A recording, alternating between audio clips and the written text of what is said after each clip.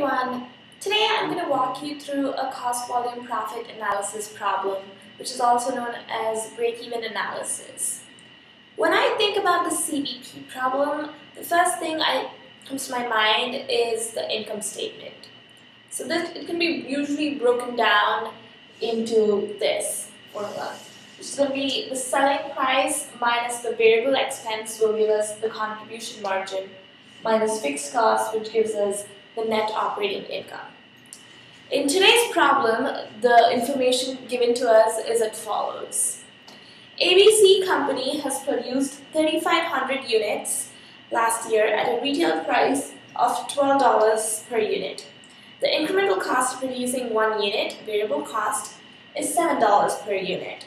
The firm has an annual fixed cost of $30,000. How much profit or loss did the firm make last year? To go about doing this, we could calculate the selling price of ABC Company, which would be the per unit cost selling price times 3,500 units. That would be $42,000.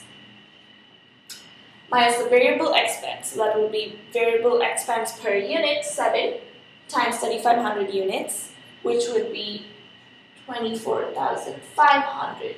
So 42,000 less 24,500 would be 17,500. Less $30,000 would be a loss of 12,500. So ABC Company has incurred a loss of 12,500 last year. An easier way to calculate this is to figure out the contribution margin given the per unit cost.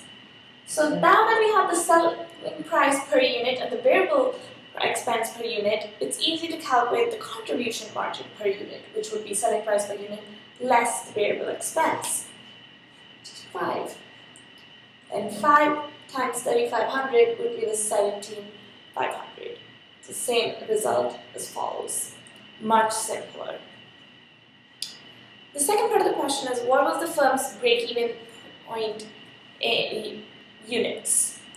The break-even point is the number of units the firm has to sell so that the net operating income will be 0, giving you no profit or loss. So to calculate the break-even point in units, we would have this formula. Break-even units is equal to the fixed cost dollars amount by contribution margin per unit. So in this case it would be 30,000, which is information given to us, over 5, because we got 12 minus 7. That would be 6,000 units. So if ABC Company made 6,000 units, we would have no profit or loss. The second part of the question is, the firm has increased its sale price by 20% and all of the factors remained unchanged. What would be the firm's profit or loss for that year? So if per unit cost has gone up by 20%, so that goes up by 20%, we get 14.4. So 14.4 minus 7 would give us 7.4. Now if we go about doing the easier method of just 7.4 times 3,500 units, we would get 25,900. So we could easily calculate the selling price as well, which would be 14.4 times 35,000 units, which would be 400.